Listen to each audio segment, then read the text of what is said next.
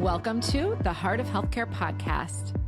Hello, listeners, and welcome back. I'm your co-host, Steve Krause, and today I am very excited to be joined by Dr. Ezekiel Emanuel. Zeke is one of the most prominent American oncologists, bioethicist, and healthcare policy advisor of my lifetime. Currently works at the University of Pennsylvania and known for his influential role in shaping healthcare reform, particularly the Affordable Care Act, as well as for his outspoken views on many healthcare topics. He wrote a famous essay called Why I Hope to Die at 75. But most exciting, he has a new book out called Eat Your Ice Cream, which is an interesting read. Zeke, welcome to the Heart of Healthcare. Oh, it's my great honor to be on here. Thank you for having me. I got to start at the beginning because, Zeke Emanuel, have a few brothers. I understand, I know Ram and Ari, if that's correct. The successful ones.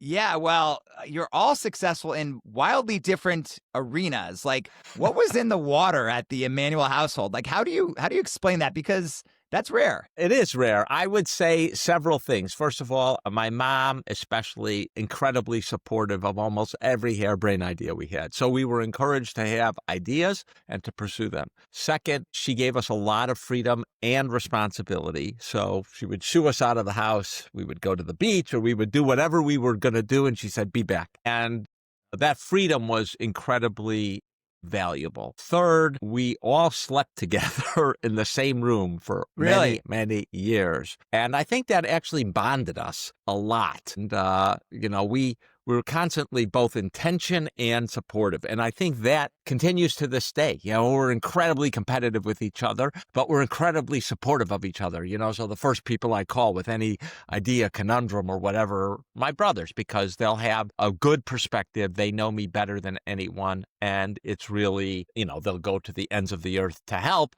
They'll also chide me in ways that no one else can. And I often say to my peers, just tell me whatever's on your mind, because you can't say anything worse to me than my brothers have already said to me many, many times. And I think all of those things help. The last thing I would say is we had a very open, welcoming house. Lots of people came through. Lots of people lived with us for years on end. And that provided a social environment. We heard a lot of ideas. My mom was heavily involved in the civil rights movement before almost anyone in the early 60s, really early. She was involved in the anti-war movement, took us to demonstrations. Politics, public policy, making the world better was literally in the air. And I think it influenced us. Just one other thing on that line, like a leading Hollywood agent, a politician / political mastermind in your brother, right? And then you, one of the leaders in our healthcare industry. Other than competition and ideas, is there any through line that you see in those professions? Or put another way, were you guys so different that it was clear you were going to be a doc and your brother was going to go into politics and your other brother was going to be a Hollywood agent? Absolutely not. And I think actually the other thing, which I think is important, especially for the parents and grandparents out there, the Emanuel brothers are late bloomers. So I think one of the things which is really important, no one said upon graduation, you better watch out for those Emanuel brothers. They're going to succeed. It wasn't clear at all. I finished very high in my high school class, but my brothers didn't finish very high. None of us were out. I didn't win state in debating or in swimming or anything. And my brothers, we were, I would say, took a while for us to get exactly what we were going to do. We had, and I think still have, lots and lots of talents. There's one talent the Emanuel brothers also don't have. We're awful at standardized tests. So the SATs, forget it. If you're admitting people by SATs, the Emanuel brothers would never get into any college in the country. So I often say this to people, it takes a while for people to figure out what their groove is. Probably medicine. I was overdetermined for medicine. My father's an immigrant. My father's a doctor. I was really good in science. So that was probably overdetermined. But, whether my brother went into politics, he wasn't class president or anything. The other brother, very competitive, super competitive. And he was entrepreneurial, I would say, as a child. He would go to concerts, sell T-shirts, and constantly figuring out the angles. But the idea that he was going to do it in Hollywood, be an agent, see the evolution of entertainment before other people, the importance of live entertainment and things like that, nah. By the way, we get a lot of great guests on this podcast, but I so appreciate for our listeners you acknowledging that, you were late bloomers, not the best standardized tests, and yet your family's had wild success. So thank you for doing that. Hey, you said medicine was always something that you wanted to do, or at least you were groomed might be the wrong. I didn't maybe, say. I was predetermined. You were predetermined. Okay. I was resistant. You did? Okay. I was resistant. Did you feel pressure to do medicine, or was it like 100%? So in my junior year in college, I was like, maybe I don't want to do this medicine thing. And my father was very pressurized. And after college, I got into two med schools, rejected at many with no interviews, by the way. I did the graduation speech at some time at Johns Hopkins, and I did say that. I said, when I applied, Hopkins didn't interview me. They rejected me. It all worked out well for Hopkins and for me, okay? But that was true of lots of schools, Stanford and other schools. But I went to England to see if I liked basic research and working in the lab. I worked in immunology, and I was moderately successful. I got 3 important papers published, including one in Nature. But I didn't like it. I didn't like the lab. But I didn't have a plan B, so I went to med school. And then the first summer between my first year and second year, I went down to Washington to do journalism, to see if maybe journalism sat better with me. And I realized the answer was no. I wasn't as good or fast a writer as the students who were on the student newspaper. And I didn't want to report on the news. I wanted to actually do the news. I wanted to make a change. But I didn't have a plan B, so I went back to med school. And my second year in med school, I began teaching at Harvard College in a program called Social Studies, where you read the great books from Thucydides, basically, to Freud and Durkheim. And I realized this is what I can do. I love teaching. I thought I was pretty good at teaching. My students thought I was pretty good at teaching. And the idea of doing research appealed to me, writing and sort of thinking through problems. And so I applied to graduate school, got admitted, took time off from med school. And I should say the dean of the med school said, listen, you're going to go and you want to work on end-of-life care. This is mid-'80s. He says, medicine doesn't care about end-of-life care. This will be a career ender. We're not going to stop you, but we're advising you about, how it's going to affect your career. Well, I don't want to say the dean got it wrong and I got it right, but I think the dean got it wrong and I got it right. End-of-life care turned out to be really important. It's fascinating, the intellectual basis on what's formed your career and the training. But did you choose oncology because your interest in end of life, or I used to say oncology had 3 things that made it a great draw. First, the best science. It was even in the 80s, it was at the cutting edge of science and genetics and everything. Second, it did have end-of-life care issues. And third, it embodied all sorts of resource allocation issues because cancer is so expensive. So it had all the ethical dilemmas you could want. And it did, I looked at almost all of them and have written on almost all of them. It's taken a lot of hits over the years, although it keeps on ticking. I think it's one of the most important pieces of legislation of the last 5, decades, last half century. What do you think what's the one thing you think you guys got right on that? And then what's the one thing you think you got wrong in formulating that policy? Look, it's been pretty successful at increasing insurance, which we know saves lives. Lots of good empirical data now on that. And it was much more successful than people anticipated. I had always said that it's going to control healthcare costs, and it did. We stayed flat at 17.5% of GDP on healthcare for 15 years. Not all of that's the Affordable Care Act, but a lot of it is the Affordable Care Act. I actually predicted in my book, Reimagining American Healthcare, that healthcare inflation would stop. And I was right for a decade, which is longer than it's ever done before in history. So I think we got those elements right. There's a lot of things I could criticize, one of which is I think we made the system too complicated. That, I think, is one of our everything. Just thinking about getting insurance. You can get insurance through your employer. You can get insurance through Medicare and Medicare Advantage. Medicaid, the VA, if you're the Defense Department, Indian Healthcare Service, the Postals, and on and on and on. And then we added exchanges to that. So we added complication instead of simplifying the system. And I think that if I had to criticize, that's sort of a meta-criticism, and rather than looking at a particular platform, that was a major, major flaw. Can I ask one thing? Because I've read, and in truth, I think we'd all love to take a blank sheet of paper on our system. It's sort of been with great policies starting back in, the Johnson era, some great policy been formulated, but it's been incremental. And is it almost too big to fail? Can you actually take a white sheet of paper? And is that realistic, or is that more of a theoretical type of academic framework? Do you think that's realistic? I think it's getting more realistic. You do? Yes, I think the dissatisfaction with the complexity of the system. We now need navigators. Why do you need navigators? It's gotten so complex. Complexity of coverage adds a lot of other problems. It adds complexity of payment. Now you have myriad different prices, right? Every different insurance company has a different price for everything. That complexity also allows a lot more gaming in the system. So you have gaming from the PBMs, you have gaming from the hospitals, you have gaming Risk from the insurance company. Yeah. All of them. Yeah. And that adds cost. It also adds a huge amount of administration. It sounds like you think the impetus will be frustration among the populace. Yes, the public's already dissatisfied, and that is only going to go up. There is nothing that's going to make them more satisfied because the system is complicated. It isn't going to be getting cheaper. There's no sign that the quality is zooming up. You've got isolated areas where quality is getting better, but the whole system is not working well. Think I'm wrong? Let me tell you 2 words. Luigi Mangione. Yeah. Right? His action, and more importantly, the public response to his action, tells you how deep that dissatisfaction is. Yeah, it's almost mind-blowing, the reaction to it, given how heinous of an act it was. But yeah, it's a heinous act. It's vigilantism, and yet the public, they have no other way of expressing their frustration with the system, and so they laud a heinous act.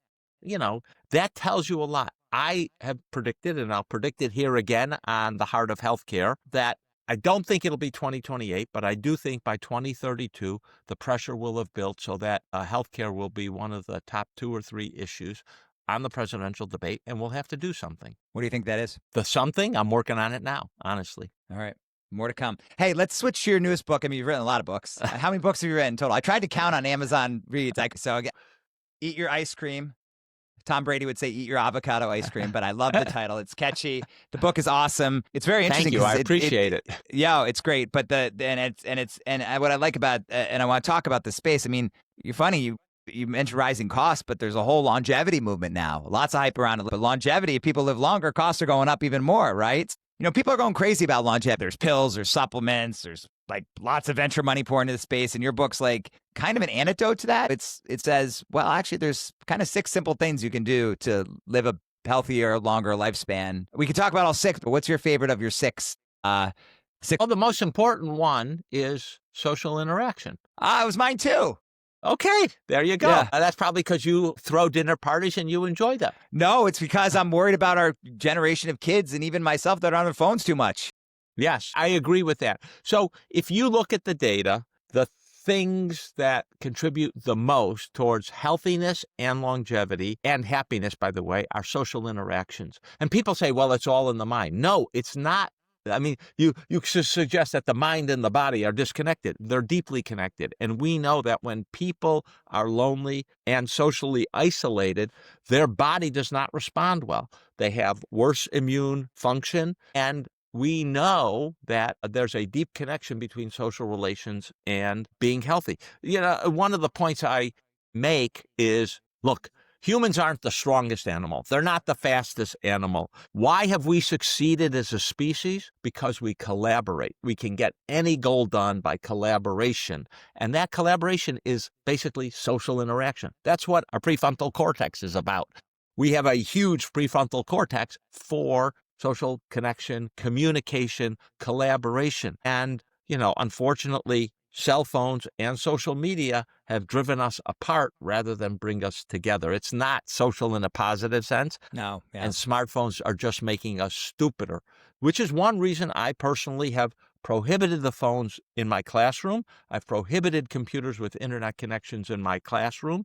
And we need more of that. Yeah. And, we're just going in the wrong direction. Dining alone, probably for your listeners, the most overwhelming evidence comes from a study with the most banal title, the Harvard Adult Development Study. And they basically enrolled Harvard sophomores in the late 30s, early 40s, and followed them and then their spouses and their children for 85 years. And they combined another study that was with less privileged Boston kids. And those people who lived the longest were the healthiest and had the less cognitive decline and were the happiest. Those people had the most social interactions.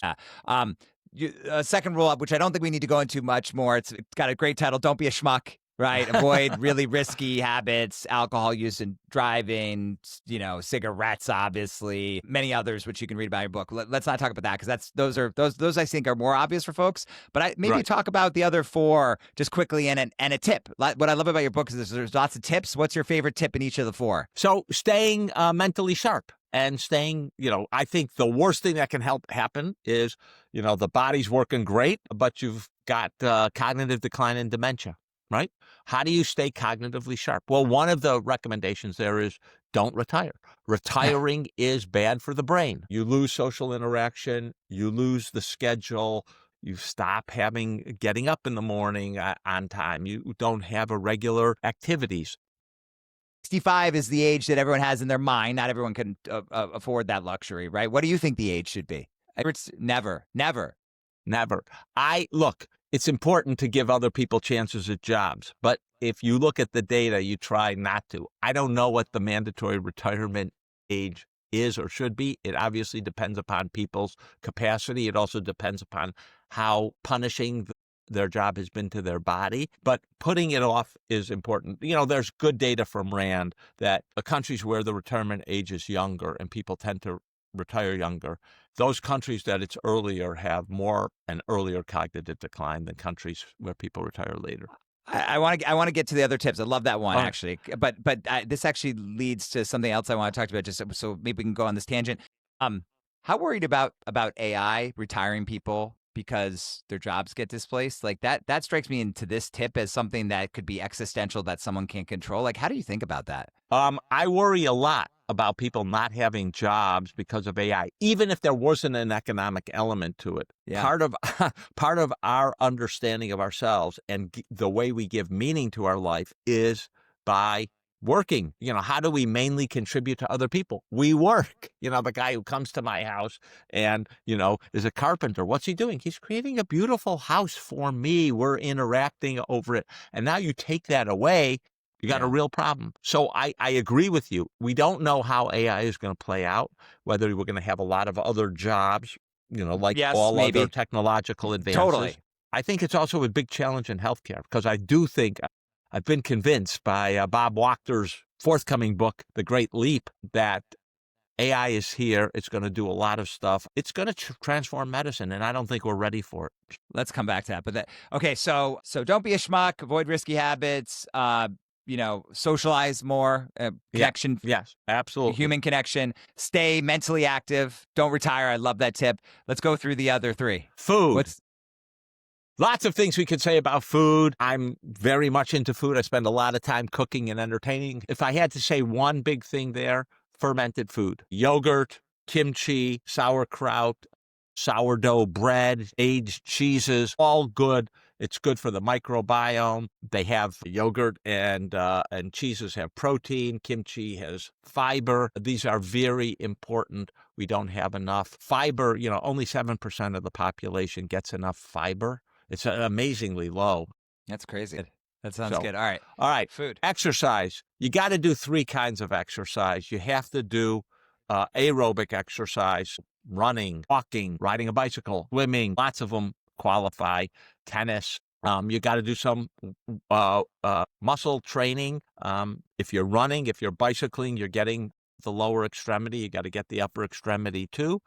So weightlifting, and then flexibility and balance. So doing yoga. I do 20 minutes of yoga every day. Really, really important element. And the last one is sleep. And I'd like to point out that sleep is different than all the other wellness behaviors because I can will myself to do the exercise. Yeah, I can will myself Sleep's to eat hard. different. Yeah. I can't will myself to go to sleep.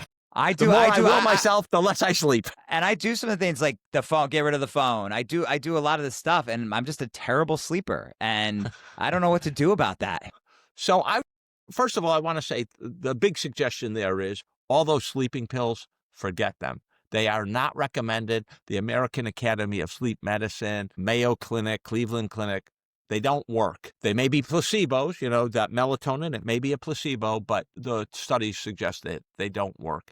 You can only set the bed, make the room right. I will tell you, my routine is a cool room. I make it dark. I keep the lights out.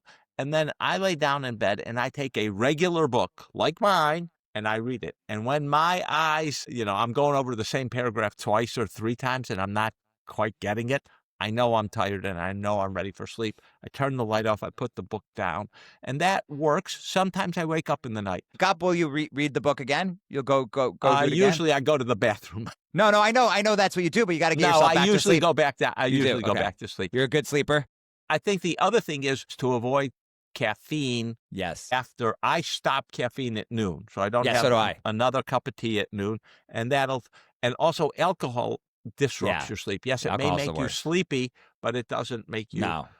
And I don't find all the Aura rings or the Whoops, Apple or Whoops or whatever.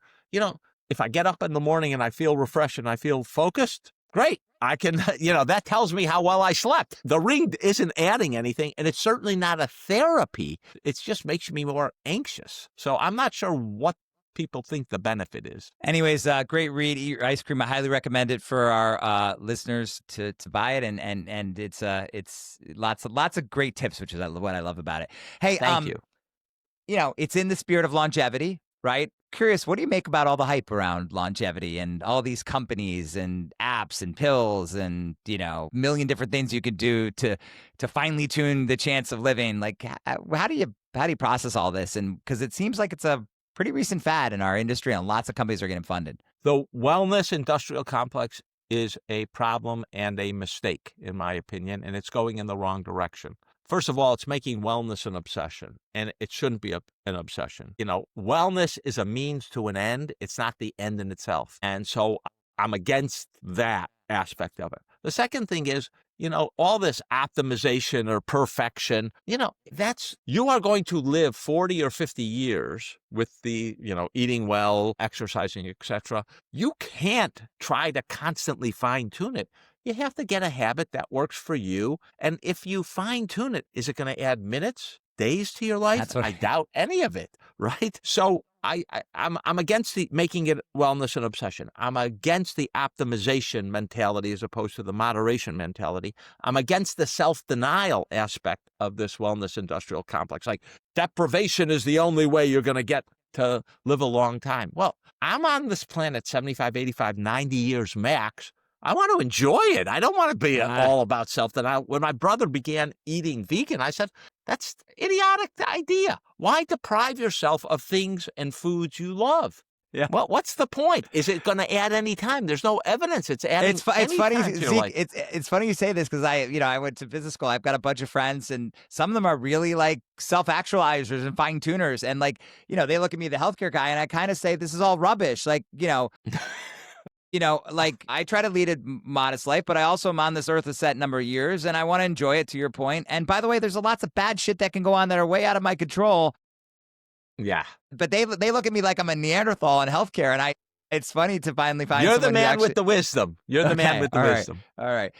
How do you, by the way, how do you foot writing a book about how to potentially live a more full and maybe longer life with the earlier very successful essay you wrote on, you should only live to 75. You're now 68, if the internet's correct. It is correct. It is correct. I don't have anything to hide. Do you still stand by the fact that you should only live to 75? And how do you think about that now and how it fits with this longevity movement? So first of all, the theme of that article is I wouldn't take life-saving interventions at 75. I broke my hip or I got cataracts and I needed an operation. I'm definitely going to do those things. I think prolonging your life, especially, and the thing that really motivated that is, look, I'm worried about cognitive decline, and I don't want to be known to my grandchildren or, God willing, great-grandchildren as the doddering grandfather who couldn't remember anything. And so that, I think, is the motivation there. And by the way, in that book, I said, this is my philosophy.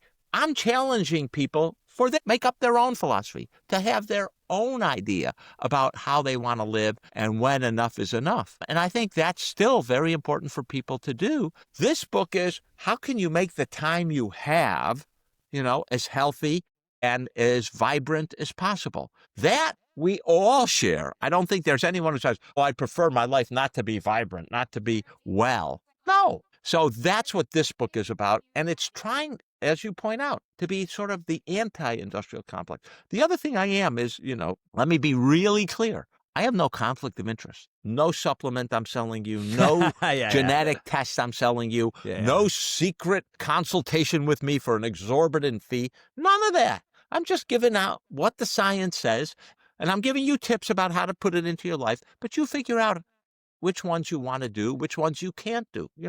As I point out in the book, there are some people who said, I can't give up this diet soda. Yeah. Okay. That's fine. I'm buying your book and send it to my friends. All right, let's switch topics. We talked a little bit of AI, and let's stick with healthcare and AI for a second. Are you an optimist or a pessimist about what it's going to do for our healthcare industry? I'm a big optimist.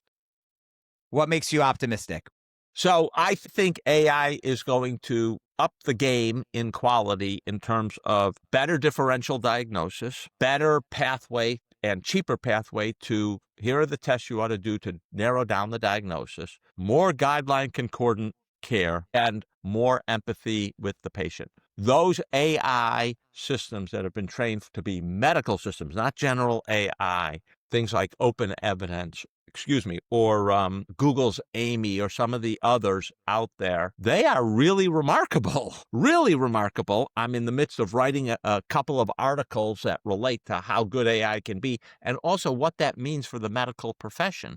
But I think, if you could more easily give people a differential diagnosis, more cheaply get the right tests, and then get guideline concordant care, you will raise quality of care. And if the AI is more sympathetic than your average PCP, well, you tell me what the problem there is. When I always say, if I, God forbid, had cancer, you're an oncologist, no offense to you, I'd probably want a machine to be reading the first pathology and radiology slide. And I think that the literature is pretty affirmative of that. That it's better than most, pathologists and radiologists, even the leading academic medical centers. When does the policy change? When does it change such that machines are doing first reads? I think two things. I think we're in that transition. And I think the more people are paid capitation or at risk for finances. So a large part of it is there are two components, I think, that are really going to drive this. One is the payment. The other is the workflow. And I've talked to a lot of radiologists, and why aren't, these AI systems built in to or use more? And the big thing is the workflow. It's not built into the workflow. We haven't rethought the workflow. I think if you had the reimbursement thing that incentivize you to use it, that we would change the workflows to build them in a lot more. And I think that's the direction we're going to go. By the way, one of the other things they do is dramatically improve access, especially in places that won't have access. Yeah. Our rural areas, but lots of places where there aren't nearly enough healthcare providers in developing countries, refugee camps. You can just think of all sorts of places where we will need AI because we don't have the healthcare providers there. As my colleague at Penn, Ethan Mollick, says, the AI you use today is the worst AI you'll ever use. It's always getting better. Okay. Hey, couple sort of lightning round questions to close. We talked about, you're push the thinking. I'm sure get some controversial pushback. Other than the subjects we talked today, what belief that you hold about healthcare has gotten you the most pushback to date? Maybe the paper we wrote on the allocation of very scarce resources, where we proposed the complete lives. It got a lot of pushback from politicians, Sarah Palin, Michelle Bachmann, where we said, look, when in a situation when we have absolute scarcity, like liver transplants today or like COVID vaccines, we should prioritize younger people rather than older people, assume the risks are the same. That's something the public overwhelmingly agrees with, but people who want to beat me up say, he's death against death panels, he's against old people, blah. I'm not. But the intuition is, look, if you're 68 years old, I've had something that a 20-year-old hasn't had. I've had 48 extra years, right? They haven't had a chance. They're just at the start of their life. Yes, they should have priority over me. And by the way, you ask grandparents, 100% believe that themselves. So that's a controversial idea we put out there. And I think it's often misunderstood. And if you want to cast me as sort of, he's anti-old people, blah, blah, blah, that's what you say. But I'm not anti-old people at all. As a matter of fact, during COVID, when old people were at high risk, I was very much prioritizing them. Awesome. One healthcare practice that you would ban tomorrow if you could. If I could, PSA testing. But that's a controversial position because PSA testing does reduce your risk of prostate cancer. It doesn't improve your all-cause mortality. And the reason is because people get diagnosed late and they have other comorbidities. And I think it's one of those areas that has got a lot of controversy around it. That's a really good question. Anyway, that's what immediately comes to mind. One policy idea that you changed your mind about in the last 5 years and why? Policy idea? Well, I wouldn't say in 5 healthcare. years. The last 15 years, paying people to be in research studies. I used to be really against it, and fellows of mine, young kids right out of college who were working on this, convinced me that that was wrong, that you should look at the financial incentives and they're perfectly ethical. And I think they were right and I was wrong, and I've changed my mind about that. Your most optimistic scenario for U.S. healthcare in the year 2040? 2040, we finally have redesigned our system so that we achieve the 5 goals of a good performing system. We get universal coverage. So we have to get to a system where we have auto enrollment in some insurance plan. That's the only way you're going to get to universal coverage. We have reasonable costs. We don't go over 17.5%, and maybe we even bring it down. Third, we have consistent high quality for the main chronic diseases, hypertension, diabetes, infant mortality. We're already very high on cancer, and that's really good. Fourth, we have satisfaction by the patients, doctors, and all the other healthcare providers. And the last one is the disparities we have, the disparities based on geography, based on sex, based on race, and other things are coming down. Fancy that we're ever going to get rid of them. No system in the world has gotten rid of them, but we can narrow them down.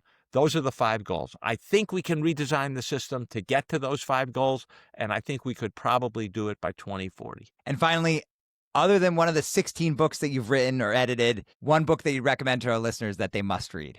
I would recommend, if you're in the medical profession and you want to understand at this moment AI in the medical profession, Bob Wachter's forthcoming book, The Giant Leap. Well, Zeke, what a tour de force of a podcast. It probably represents your career in many ways in the industry and in the broader world.